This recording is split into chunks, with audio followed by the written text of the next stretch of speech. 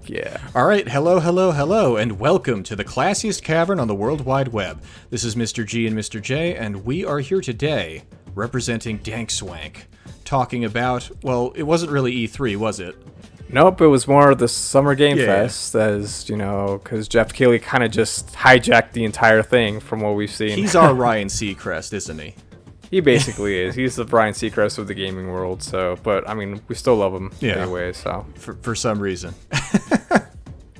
Anyway. I mean, he's pretty likable. He is. He's got that gay relationship with Hideo Kojima, and that's wholesome. Happy Pride Month, I guess. Pretty much. Anyway, but yeah, so basically, instead of E3, we just had a bunch of different presentations from people. We got Capcom had theirs, Ubisoft had theirs, Xbox had a massive one featuring a lot of Starfield stuff. I don't know if you want to start off with something from Capcom specifically, or... Let's just start in alphabetical order, I mean... Well, A is for Avatar, so... So yeah, let's talk about that and how... I'm actually kind of impressed by that. Yeah, you just saw the trailer, and you had, I think, pretty much the exact same thoughts that I had on it, which is that it's like, what if Far Cry but on Pandora? Oh yeah, basically. It's first person, there's an interesting combination of stealth and yet like high action, like gunplay, like you can craft healing items from stuff you find on plants, wildlife. It's very, very Far Cry. Oh yeah, straight up. Yeah. And I don't know, I really liked what I saw from it. I just hope it has an engaging plot and engaging, interactions with the characters. Yeah. I mean, for what I've seen so far, it does seem like it's very formulaic in terms of it's just Far Cry with the Avatar. I mean, that's very Ubisoft, though, isn't it? They've basically found the handful of things they like making, and they're just going to keep making different versions of that forever. Because you were mentioning hoping for a good story. It seems like just from what they described, it's very Fallout New Vegas. It's like you get gunned down or whatever, and it's like you wake up years later as sort of this outsider trying to work your way in. Presumably, they won't give you the sorts of choices that you'd have in like a Western RPG like Fallout New Vegas, though. It's like they've already basically decided you're gonna side with the Na'vi, like right at the get. Yeah, which makes sense. Yeah. I mean, you were essentially kidnapped as a young Na'vi and then just forced to be trained to kind of be turned against your own people, and then I mean I guess it's pretty generic, like plot progression or not all that different from the Avatar movie. Ooh, burn. Oh yeah. I mean, I guess that's the point, right? It's just like taking the Avatar story from the actual movie and then just making it playable. Yeah. I find it really funny though, because it's like, and I specifically noticed this, it's like Ubisoft, for all their talk about how they don't make games that are about politics, they have some extremely political stuff in their games, and this is no different. It's like very clearly, it's like we're going to take this heavy-handed and almost ham-fisted allegory for like native peoples in the Americas, fighting against colonialism. And I guess because it's blue people fighting space marines, it's okay. Like, I guess that makes it not... Because, like, nobody seems to be having the sort of backlash for this game that they had for... I think it was, like, Ecumene Aztec. That game where it's like you are playing as Aztecs trying to fight against conquistadors. And a bunch of weird, like, Gamergate types flooded social... Like, oh, that's not fair. It's both sides. Ooh. It's like, I want to play as evil, genocidal Spaniards. Why can't you see the values of both sides? But like, there's been none of that for this, despite it basically just being an allegory for real life events like that.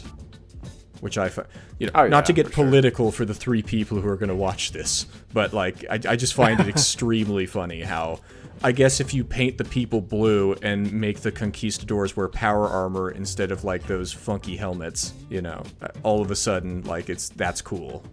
I don't know. If it would be pretty petty of someone to just kind of be all up in arms about that. It's like, oh, why don't I get to play as the side that's going against the Na'vi? We'll have to play as these blue natives. But I mean, if there's one thing that these weird nerds are, it is petty. Like, why is Chun-Li's skirt like half an inch longer in this game than the previous Street Fighter? Whinge whinge.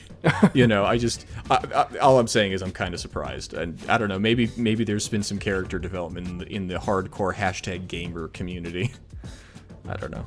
Hopefully. I would hope that people would see that error of their previous, like, ways of thinking and would actually grow as a person, touch a little grass, and get to...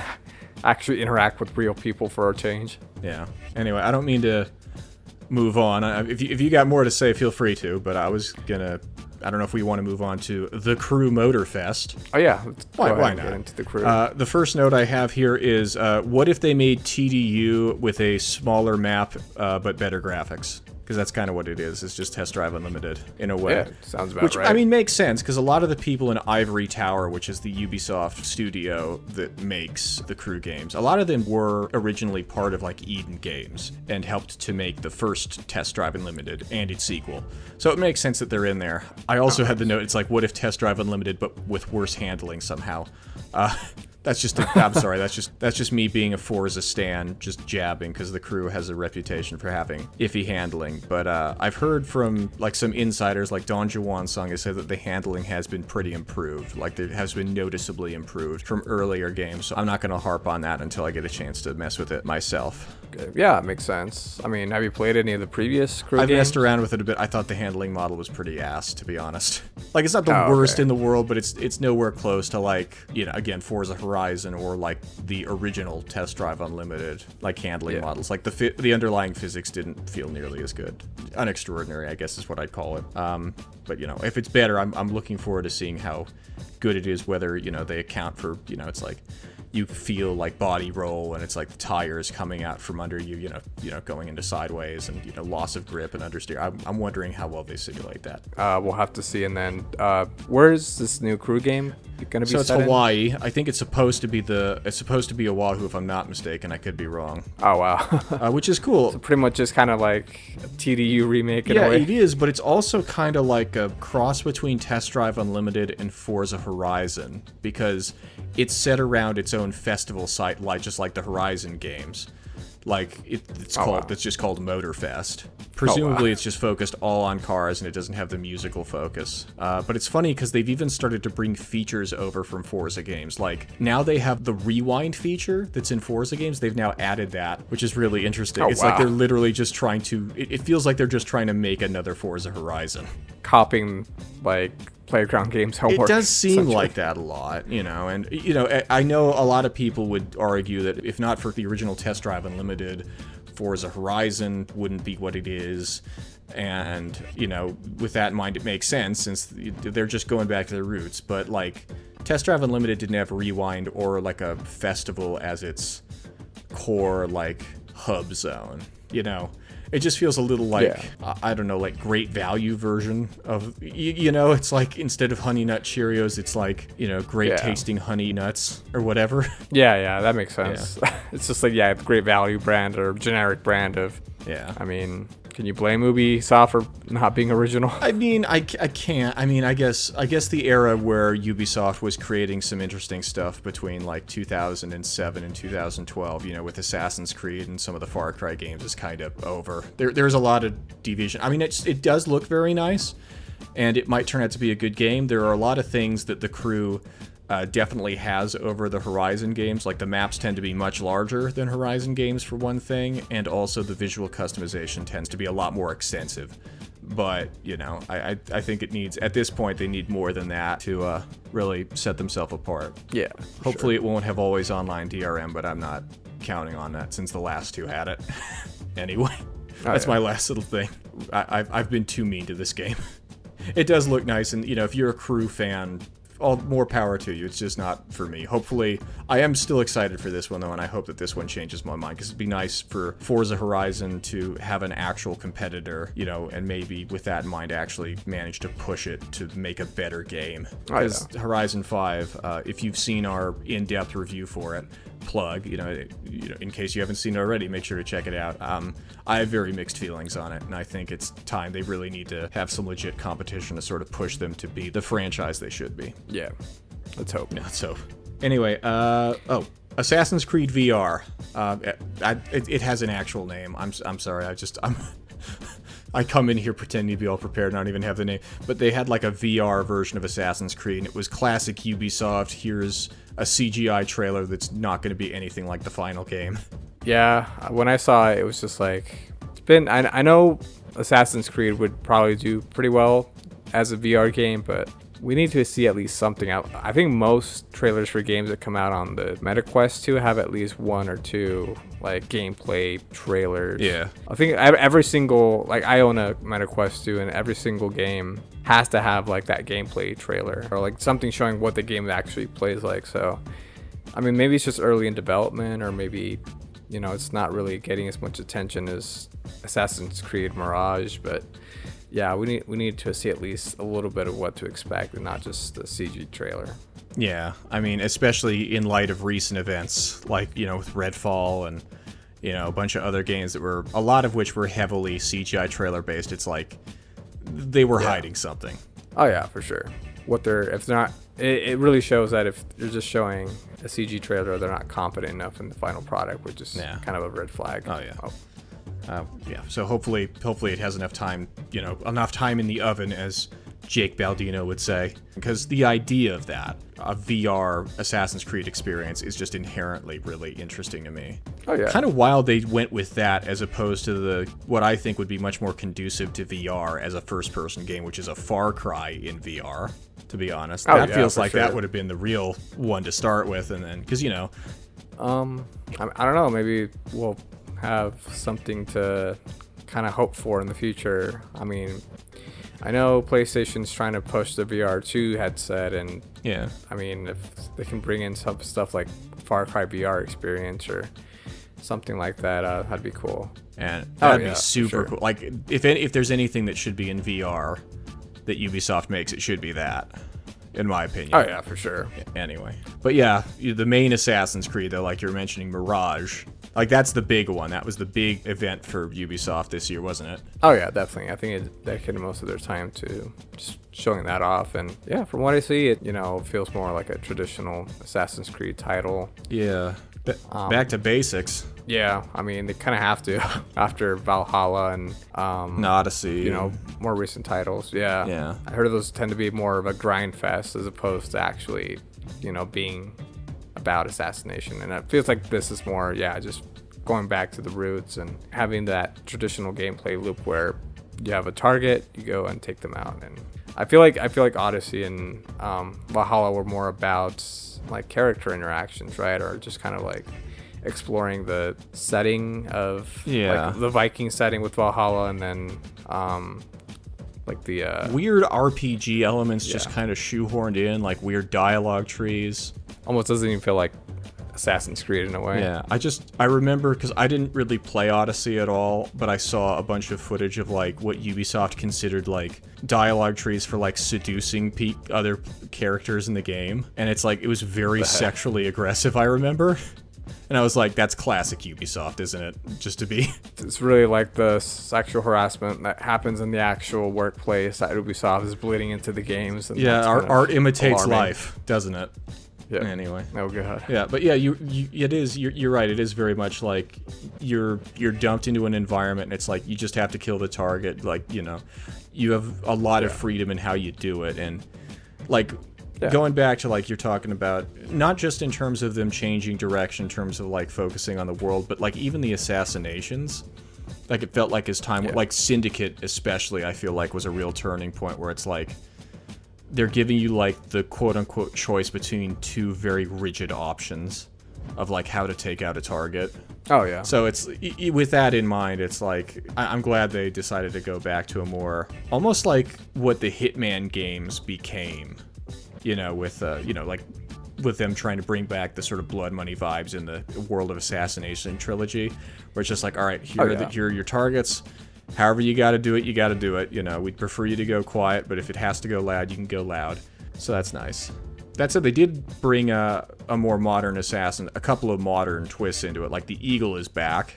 Oh yeah, which is nice. But that's also a very Ubisoft thing, isn't it? It's like know where every single enemy is at all times. Oh yeah. I did like that magic chain kill that they had added, though, where you can just sort of like, you have like a mana meter where it's like, how many people can I get in one? That was kind of cool. Yeah, that's pretty nice. I mean, it kind of gets the grunt work out of actually having to take them out one by one. You just get them all three at once, and basically getting two birds with one stone, if that makes sense. I wonder if they're going to have it like Dark Souls, where it's like, are they going to give you like a little Estus flask that you can drink so that you can keep doing your magical power thing? Or maybe it's like a once in like a long, like it has a super long cooldown, so you have to really strategize when you use it. Yeah. Hopefully, that'd be great. I'd honestly prefer that for them to just make it. It's like, okay, but you can do this, but just as long as you have enough of your like healing potions or whatever, Anyway, well, that's about all I have to say about Mirage. I actually kind of want to jump to Resident Evil 4 VR, which genuinely looks exciting. It does. I like the fact that you can actually parry by like as if you were doing that, like actually in real life. I mean, of course, that's VR, right? It's just emulating. But yeah, I just do like the fact that it looks like they implemented the parrying system pretty well with the knife functionality. Like, I mean, Resident Evil 4 VR, the one for the OG game that's on the MetaQuest 2, that was really fun and really intuitive in terms of the controls. They did a really good job of just translating that into a VR realm. Yeah. Jacob Geller did a great video on that too, if anybody's interested. Not to plug a channel that's way more successful than us, but that video is just so good. Yeah, definitely. But yeah, it's I'm just excited to hear or learn more about when we're gonna be getting that for PlayStation VR 2. Fortunately, I don't think I'm going to be able to play it because I don't want to spend a couple $100 just to get the VR 2. I really wish at some point that they would give us an indication that they're going to bring these VR modes to the PC versions of the game, because that's how I played Resident Evil 4 Remake, and like to just have it locked behind the exclusivity with PlayStation VR 2, it's the MetaQuest 2 drama with the first Resident Evil 4 VR version. It's all over again. Yeah. Oh yeah, basically. Except the people that have the MetaQuest 2 now are the ones losing out, because I mean, the mods that have come out for VR versions of Resident Evil Village and this remake on PC, they don't really cut it in terms of the actual official like modes that Capcom worked on. So I don't know. I just hope they cater to us PC gamers as well, because we deserve to play this in VR as well. We want to play this in VR. Well, yeah. I mean, like, it takes away technical limitations too. I guess I find it kind of ironic that it's starting around like 2016 when Xbox did the like Play Anywhere thing, where they sort of opened up to PC, and then PlayStation slowly starting to put out its PlayStation exclusives on the PC format. It's like, it felt like we were past this, and now that VR is back, they're just trying to do it all over again. It's kind of wild how that works out. And for games that are, at least the first versions, which are so old, like, kind of sad, but yeah. I think, again, like, there are people talking about this, and I don't know, it looks like Sony really wants to keep this VR mode that's true, exclusive, just to bring in more people into the VR2 ecosystem. But either way, the VR2 is not going to sell as much, and it might be just another failed product like the first VR headset, PlayStation headset was. I mean, unless it really come out with some really banger games, or the gaming industry shifts more into actual like AAA VR experiences. Yeah. Well, I mean, that might just be on the horizon, given all the focus that's been put on it. I don't know. Maybe after Apple's Vision Pro or whatever that thing is comes out, maybe people will start to take VR more seriously. And for $3,500 though. Oof. Oh yeah, screw that. A little steep. Anyway, shame on you, Apple. Yeah, exactly. That's so much money. Anyway, I don't have a huge amount to say on this. I just want to mention Pragmata, the one with the guy in the spacesuit and the little girl. That looks very Hideo Kojima. That's all I had to say. Oh yeah. Yeah, straight up. Well, it is a very Japanese concept. Just give some guy with technology, and just pair him up with essentially what is a like, not to go into like weird anime terms or niches, it's like some protagonist and his lowly sidekick, basically. Kind of. Well, it's a weird father-daughter. It looks like a weird father-daughter relationship. Just like, yeah, definitely. Just a weird, cosmically gifted child and her astronaut dad. Again, very Hideo Kojima. Oh yeah, for sure. I kind of don't know what the game is about, or like if it's even gonna pop off or anything like that. So. Yeah, they haven't given a huge amount of details, but I do have to give them credit. And as a fan of Test Drive Unlimited and how they haven't really said a huge amount, or like, you know, they've been over-promising and under-delivering in terms of like what we can get. It was very nice for a video game company, or like for a developer, despite showing us what looked like gameplay in their trailers and stuff, or in-engine footage at least, for them to have the decency to say, like, to put a little image at the end of the trailer. It's like, hey, listen, we're trying to make this game, but we're going to need more time. We're sorry about this. And I appreciate that. It's like, take as much, if you think it's going to make the game good, and given all the crap that people have put up with, what with like Dead Island and Redfall and all these games that are coming out buggy and weird, like well, actually, I guess not Dead Island, but you know, like with Redfall and like Gollum and stuff, like for a company to just straight up say, hey, listen, like, you might have to wait a bit, but we just don't want to put out a buggy, horrible mess. Like, just thank you. Genuinely, that was a wonderful thing to see, as opposed to like a company decide, you know, just going with what the shareholders, it's like, we have to get this to bump up Q3 or whatever. That was awesome. Yeah, and I feel Capcom has the leeway to make those kinds of decisions because they've had so much success with the Resident Evil franchise and Monster Hunter, and I think even with Street Fighter, they're looking to get a lot of revenue from that. So yeah, I mean, they all the power to them. You know, even if the way they announced the delay in the trailer was kind of like cutesy, and I'm kind of like, because you know how like it's the little girl like drawing a picture, and then like it has the like the years 2022 and 2023 crossed out, and then very Death like, Stranding.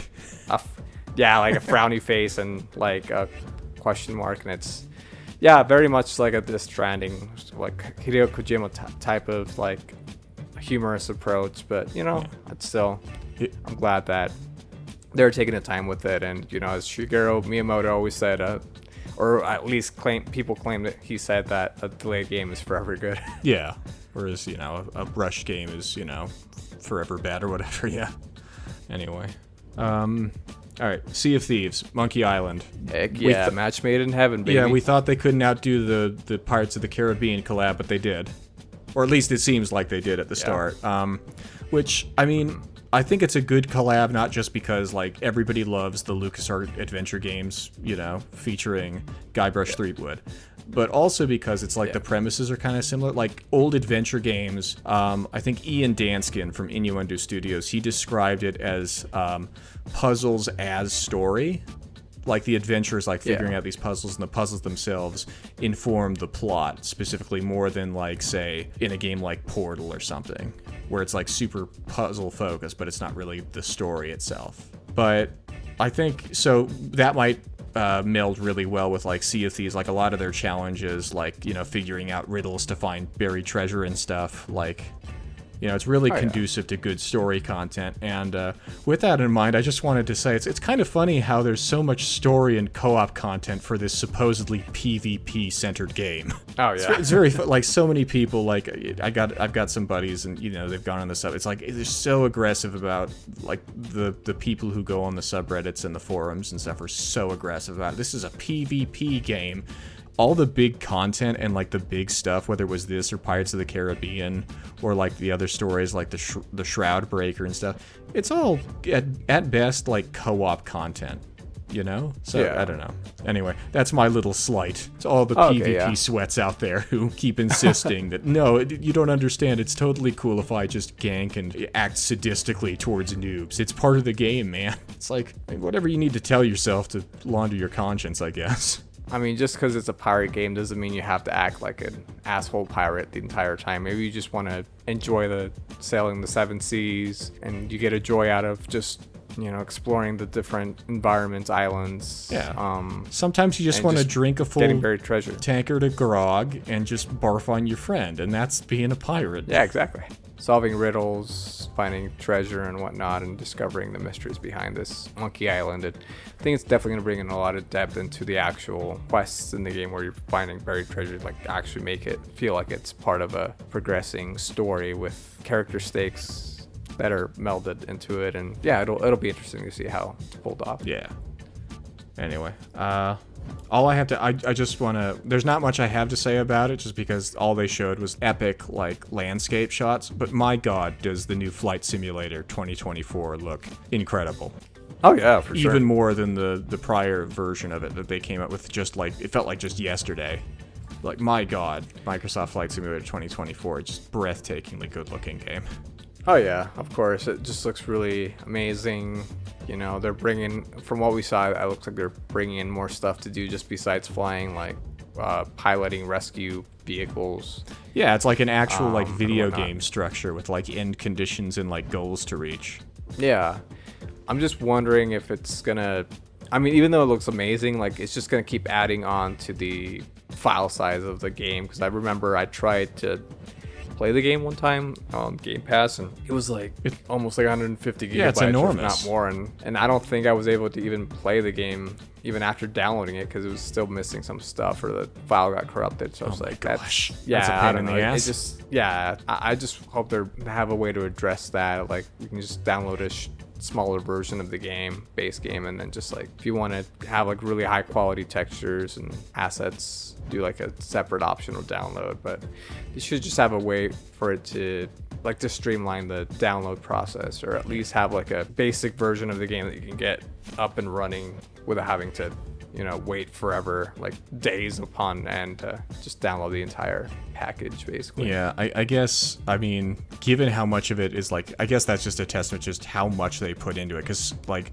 as much as I harp on like internet requirements for games needlessly being put in, like this is one of the few games where it makes sense that it's like, yeah, we need you to be connected to the internet just to get this all working properly. And even then, that it requires so much data on the user's side, you know, just to be downloaded. Like, God, it's just so much detail they've put into this. It's unbelievable. I mean, yeah, hopefully, you know, like I said, we'll get to a point where they can streamline the actual, you know, game so that we can get it up and running and don't have to wait like an eternity just to start playing it. And I mean, for those that want to have like a really high quality experience, you can download the extra texture packages or the extra features. But yeah, I guess we'll have to see. Yeah. Okay, Clockwork Revolution. All I have to say is the BioShock Infinite remake is looking incredible. That's all I have to say about that. Yep, well, definitely. I mean, that's all I really thought about when I first saw it. Like, is this just like a continuation of BioShock Infinite or like a spiritual successor? But yeah, it just seems like they've really nailed that sort of aesthetic that BioShock Infinite brought about almost like 10 years ago, right? It's been 10 years, yeah. The game came out 2013, so it's right at about 10 years. Yeah, so I guess it's a great time to, you know, bring out something like this again, because, you know, I feel like for its time, BioShock Infinite was very ahead of in terms of its world building and the way the game looks and U.S. politics plays. Oh yeah, and just like the whole political implications and whatnot. Oh yeah, I mean, I just really like that sort of aesthetic is translated into this sort of, you know, I mean, like BioShock Infinite successor or spiritual successor in a way. Yeah, hopefully it just kind of reaches that same, like what the peak that it achieved back in the day is a really critically acclaimed game. Hopefully this lives up to that as well. Yeah. Be kind of interesting if it learns, because a lot of people have said, like, looking back at BioShock, like, for a game that focuses so heavily on racism and stuff, that they felt like it was a little too centrist of a take. I mean, I don't know. It's been a while since I played through it, so I wouldn't know. But hopefully, I would be interesting to see, like, a game like this address some of the potential, like, complaints that game had, specifically, like, to build upon BioShock Infinite, as opposed to just trying to, like, remake it. Oh, yeah, for sure. There's always room for improvement with... Like, they're not direct sequels, but they're inspired enough by the previous games that, you know, of course, the newer rendition will always be, or should, in theory, always be, like, a clear improvement, so, or something that addresses the cons of what the previous game had. So, yeah, let's see. We'll have to wait and see that. Yeah, in due time, because they don't have a release date. Oh, yeah. Yeah. That was an interesting touch, I guess. I mean, I guess they were being realistic. Yeah, and again, for a game that showed so much, to be willing to say, despite that, we've still got a long way to go, appreciate that. I wish more companies did that, to be honest, as opposed to showing a bunch of pre-rendered stuff with a release date that they can never reach. Hint, hint, wink, wink. I'm not bitter. Anyway, on the subject of racing games, though, the last one I have on my notes is Forza Motorsport 8. I'm not going to be calling it Forza Motorsport. I'm not going to be letting Turn 10 try to soft reboot this. Yep, we all know it's Forza Motorsport 8, so Not going to let them. you all know what we think about what the next game should be, because our first video was literally about what we want the 8th game in this series to be, and let's hope it gets at least somewhere close to that. Yeah, well, I mean, there's already been some news. I mean, first of all, we have a release date now. It's going to be like October 10th. So that's nice that we now know. There are a couple of things I really do like. Just to start with the visual stuff, I do appreciate how they went out of their way to make the trees actually trees this time, as opposed to like cardboard cutouts. The track environments on Forza games have been kind of lagging behind. It's nice to actually, as a visual showcase for next gen stuff, it's nice for it to actually look kind of breathtaking. Oh yeah, You know? I mean, it kind of has to be, right? Yeah. I mean, if you're going to be making something next gen, you got to have that next gen shine. Having that enhanced with real-time dynamic weather, in time of day changes. Not only are they visually impressive, but the fact that the weather itself dynamically changes track conditions. Like no two laps are going to be the same because temperature changes and moisture levels, and that was really cool. They've been advertising how they have more, just options in terms of upgrades and specifically bodywork options. I think I briefly saw a frame where it showed like half a dozen different wing options for the Corvette E-Ray that they were featuring. Well, that's all the good I have to say. Now I just got to get into the bad. I find it because they're talking about how they're going to have 500 cars at launch. Not an unimpressive number, but given how many were in previous games and given the number of new cars they're adding, it's like the total number of cars that won't be returning from the previous game is going to be something around 300 plus vehicles. That's a bro moment right there. Yeah, a little bit. And I know how they've been added, from the ground up or whatever for all their cars and physics and handling, but gosh. And it's like, what's going to get the axe? Because as of the time of recording, we still don't have the car list, so I'm just dreading seeing some of my favorites getting chopped. It's going to be like the transition from the Xbox 360 to the Xbox One all over again. With Forza Motorsport 5, yeah. It's like, what are they gonna throw down the river? Ugh. Not looking forward to it. I wonder, you think it's because you just couldn't get the licenses for certain cars and just had to cut them out because of that, or car manufacturers? I think it's probably more for reasons of keeping stuff in terms of the physics engine, keeping stuff up to par. I think it's for a good reason ultimately. Just ensuring that every car isn't just that it isn't just the case where they just take a car from the one game and copy and paste into the new one without bringing it up to the level of quality of everything else. Because other Gran Turismo had that issue where they had a huge car list that was over 1,000 at one point, but the issue was a lot of the cars they just straight up copy and pasted them from PlayStation 2 era Gran Turismo games, and the difference between them was just so stark. It was almost unsettling, just the pixelated textures and stuff. If they were trying to just keep it so that they all have a consistent quality, both visually and in terms of the way they drive, again, understandable, but nonetheless a huge disappointment, a huge bummer. After 6 years to see, And again, it's just how bad the damage is going to depend on people's personal taste, but I hope that the number of my favorites that are in the 300 missing cars, I hope it's low. Oh yeah, let's hope. Yeah. On the subject of missing content, there are also going to be 12 track locations that are going to be missing at launch, which is another big bummer. Again, it needs to have a high level of quality before quantity, but still, it stings to hear that. And it's we were all hoping for Fujimi Kaido, and it's well, we might be losing a bunch of stuff that we already had instead. Oh yeah, definitely. And it's the fact that they've embraced the whole $70 price tag thing for this game. I hate how that became a thing now. That's the new normal. What's next? $80 games? I did find it funny how there was an emphasis on how, for the cars, it was they almost have it like a Call of Duty style loadout for each vehicle. Instead of unlocking credits to buy upgrades, you unlock points. As time goes on, you earn more and more points, but in the same way that Call of Duty had a specific number of slots that you could fill, it's sort of like that, but with superchargers and drivetrains. Oh, wow. That's kind of interesting. I don't know if I like that or not.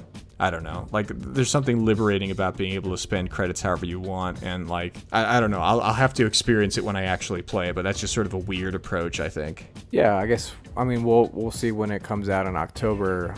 We're definitely gonna be covering that, right? We're gonna be just. Yeah, I guess I'm gonna have to get my Game Pass going again, just so that I can. I mean, I guess I have to. Don't I? We've waited 6 years. Anyway, we'll see how that is when it launches. I don't think I'm going to be doing the pre-order thing. I'm going to be honest. Like, oh yeah, definitely not. Don't do that. Just don't pre-order games, guys.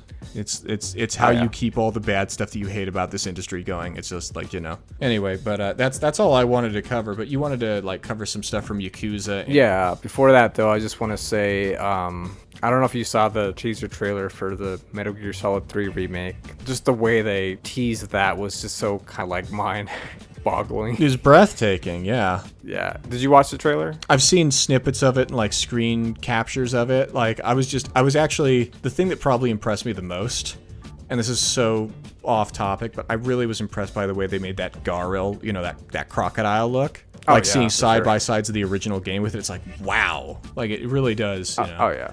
It just show just how much video game graphics have improved over time. Genuinely breathtaking. Yeah, definitely. Yeah, I mean the whole teaser trailer was just kind of caught everyone off guard, and when we saw Naked Snake, as he's called in this game, pop out of the vines and it was just it was like just seeing an old friend for the first time in like decades, and it just felt so good. And I mean, even though I still don't fully trust Konami to deliver with anything right now, and I know that this is being made internally by them with the help of a third-party studio, I think Virtuos Studio or something like that. We still haven't seen what the game is going to be like, or like it's kind of in the same position that the Silent Hill 2 remake is in. Is like they just announced that it exists, and they showed us some like a CG trailer, and they're talking about how they're trying to go back to the roots of these franchises.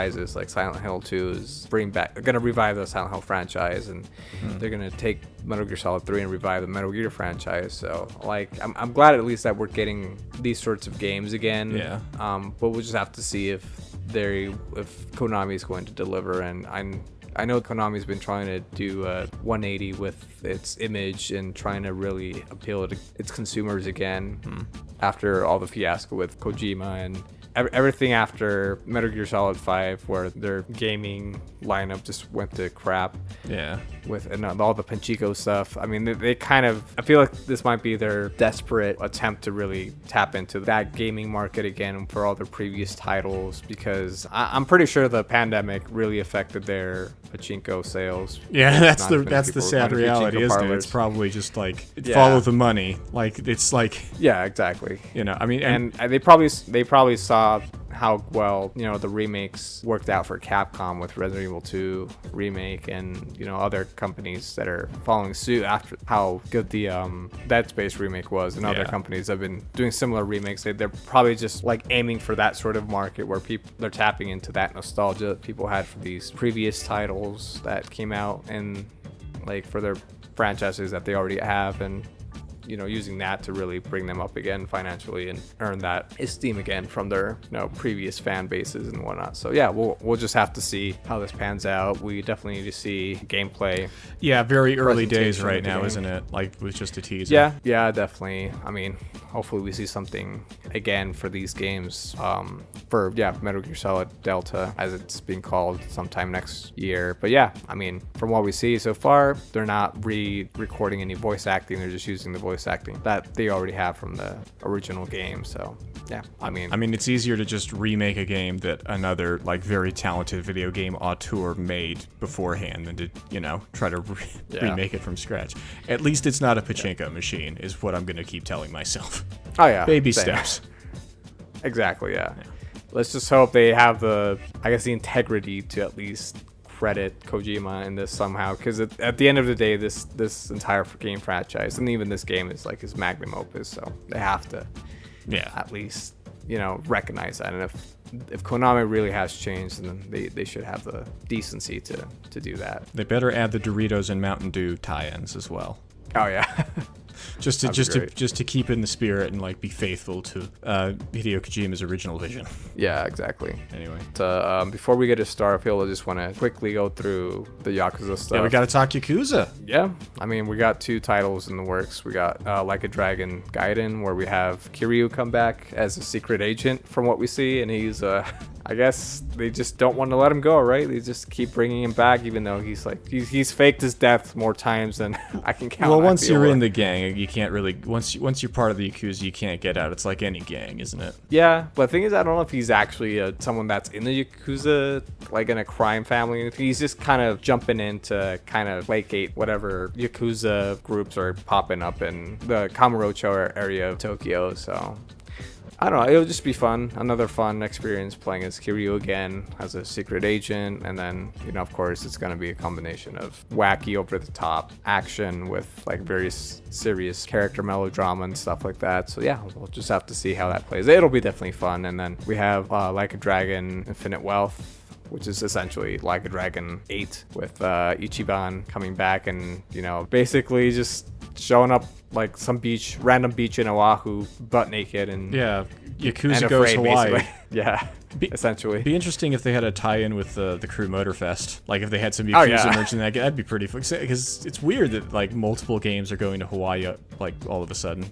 I don't know why. Yeah, it's interesting. So I'm wondering if this means that we're actually going to be playing in Oahu this time as Ichiban. That'd be pretty cool. Just setting a Yakuza game outside of Japan for once, where we're actually like in Hawaii, Oahu, maybe just exploring. Kind of baby steps though, isn't it? Like if you're going to set if you're going to set a game outside of Japan, but featuring like a Japanese character, it was either going to be Hawaii or Brazil, wasn't it? It's like, it's one of those two. It's like, all right, we're going to start here and then we're going to see where it goes. We're going to see, and then maybe we'll go to the United States. It's like, the continental US at some point, sort of. If they do go to the continental States at some point, they're probably going to do LA or somewhere on the West Coast, San Fran or something. I would love to see a Yakuza game in Alabama, I'm just saying.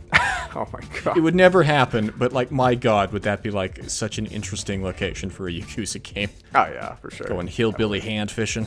Yeah. Majima's super into it. Kiryu's just like rolling his eyes at it. Yeah. But yeah, it'll be interesting to hopefully get to play as Ichiban again and his cast of friends that was in the previous game. Hopefully we just get to walk around Oahu and stuff and just... Shame we didn't get to see his dong, though. Literally unplayable. Oh, yeah. Tasteful censorship, though. Oh, yeah, straight up. Wanted to just quickly say that the Prince of Persia Lost Crown game, even though it's not Sands of Time, I think the remake they were working on, but it still seems pretty fun. It looks like it's a very fun Metroidvania, and I feel like they're taking a lot of cues from Metroid Dread in this one, because it seems like aside from platforming, special attacks where it involves moving the camera around, so that feels like you're in a 3D space as opposed to just 2D side-scrolling. Yeah, 2.5D is what they call that, isn't it? Yeah, that aspect is what really made Metroid Dread shine on the Switch. So yeah, I'm glad that's being adopted by this sort of game as well. And yeah, I mean, I'm just a big fan of Metroidvanias, and I'll probably make a video about that at some point. So yeah, it seems just like it'll be a fun time. Now we got to talk about the main event. Star Wars Outlaws. Oh, that's right. I'm sorry. I heard Star and I was like, oh. Well, we got to get to the one that's not the massive game. Yeah, that's right. We'll get to No Man's Sky 2 Bethesda Boogaloo eventually. Oh yeah, I think from what we saw with Star Wars Outlaws, it seems like an interesting adventure. Interesting premise. I mean, well, interesting in the sense that it's following non-Jedi people in the Star Wars, because the movies for the most part have, with a few spin-off exceptions, have been pretty exclusively like, okay, we're talking about like Anakin and Obi-Wan and Yoda, and it's nice to see like just some smuggler type, sort of a fugitive situation framed for a crime she didn't commit, and in order to get out of it, she's effectively forced into committing a war crime. Yeah, I just can't get over how the main character looks like a grown-up Dora the Explorer. And I feel like a lot of people have been saying that. She has her own boots that she can command to just like scare the crap out of like NPCs or distract them. Or it'll be an interesting, I guess. I'm not sure if it's open world, but yeah, an interesting angle for a game where it's like you said, it's a non-Jedi type character, and just seeing how one thing leads to another in this kind of a heist sort of situation, or like this the running from both the law in terms of the Empire and the Jedi Order, I think, right? I'm not sure. Well, I mean, at this point in the Star Wars storyline, I think that, well, the Jedi have been more or less like wiped out, haven't they? I mean, unless we're getting a Cal Kestis cameo at some point, which would be kind of interesting given that that's an EA production. Oh, yeah. All right. Yeah, I guess we'll do the main event, which is Starfield. Star Citizen. No, it's Starfield. I mean, what can we say? It's basically what Star Citizen's been trying to purport itself to be, but actually in a cohesive-looking product from what we saw in the hour-long showcase that Xbox did. And I don't know, it's just the entire time what I was watching that, I couldn't help but think it's just Skyrim in space, isn't it? I mean, it is Skyrim with laser guns, isn't it? I don't know. Yeah. I mean, the reason I made the joke earlier about No Man's Sky 2 is just because it feels like the promises are so ambitious. Like over 1,000 different planets, you know, and it's like they all have different NPCs on, well, not all of them, but like a lot of them have different NPCs, and you know, there's a whole bunch of branching storylines, and I mean, you wonder how they're going to manage to pull it off and how they're going to manage to make it playable on a console, you know, much less like, you know, a big gaming rig. I mean, they'll probably optimize it well enough so that it has playable frame rates. My only concern is, of course, since it's a Bethesda title, is it going to fall into the same like curse of Bethesda titles being extremely buggy and like people are going to clip through walls and then have seizures midway through a texture kind of thing. Yeah, just having a bunch of NPCs T-posing. Well, that's another thing. It's like it's so big, and it's like open world games are notorious for being like prone to bugs more than like a linear story game, because there's so many other contingencies to account for, and it's so difficult even with a big development team to account for that. Like Ubisoft games, despite their main focus being big open world games, it's like Unity still launched with a whole slew of different bugs and glitches out of the gate, and you know, they've had other games that have had similar issues. It's like how Cyberpunk, another big open world game, had a bunch of glitches at launch. With that, these are games that are relatively, despite being open worlds, are still relatively well contained. It's like, how the hell are they going to do it with like a semi-procedurally generated, like 1,000+ planet open world? I'm curious to see, is this going to be the Cyberpunk of 2023? Or it might be just the No Man's Sky of 2023 as well. It's going to be just a combination of both of those, right? I mean, maybe. I mean, like, because some of the stuff, not just the number of planets, but it's like they talk about all the ship customization and all different features of that character customization. Like, the number of different features, it very much has that No Man's Sky feel of just, like, promising, like, to be everything you can possibly imagine in a video game. And it's just, for any studio, that would be a daunting task. But, like, even for something like Bethesda, which has experience, like, a large amount of experience in open world games, that just seems, oof, like, I wouldn't want to be developing that, you know? Oh, yeah. Like, I mean, it'd be nice, like, it'd be a wonderful feather to put in your cap if it's a success, but it just sounds like such a nightmare, like, of crunch and just, ugh. I mean, they claim they've been working on it for, what, like, the past 20 years or something? Yeah, I mean, I don't think that translates into in-engine and actually developing the actual game itself for the past 20 years.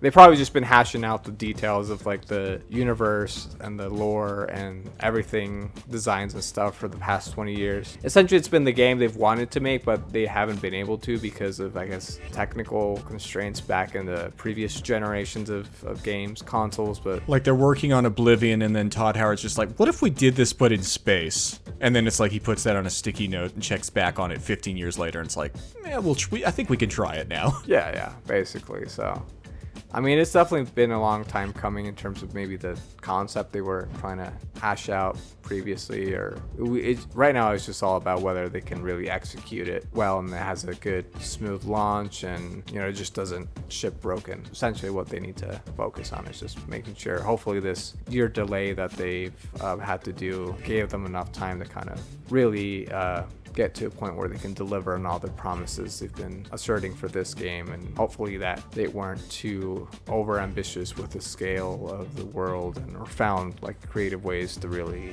like, even if a lot of the stuff of the planets are procedurally generated, they'll seem like they're just cohesive enough to feel like they were actually designed meticulously. So yeah, I guess we'll just really have to wait and see. But it did, from what I saw, it did seem very exciting, and the gameplay presentation they did was definitely very extensive. Yeah. I really like how the gunplay just looks like a lot of fun. Like the types of weapons you can craft seems like almost endless, and yeah, it just seems like very interesting in terms of combat. It looks like they definitely refined that aspect of the game a lot. I mean, hopefully. Gosh, it'd be so nice if after such a sea of broken and underwhelming games, if this one was just like, it gives me anxiety thinking about it, to be honest. Like, will it do it? That's all I have to say. Find out later this year. That's all I have to say Yeah, on that ominous line. I have nothing else to say about anything. Oh, yeah. Anyway, but yeah, that's it for Not E3 2023. Make sure to like, comment, subscribe, and ring the bell to see more videos like this one from the classiest cavern on the World Wide Web. See you next time. Peace out. Stay swanky.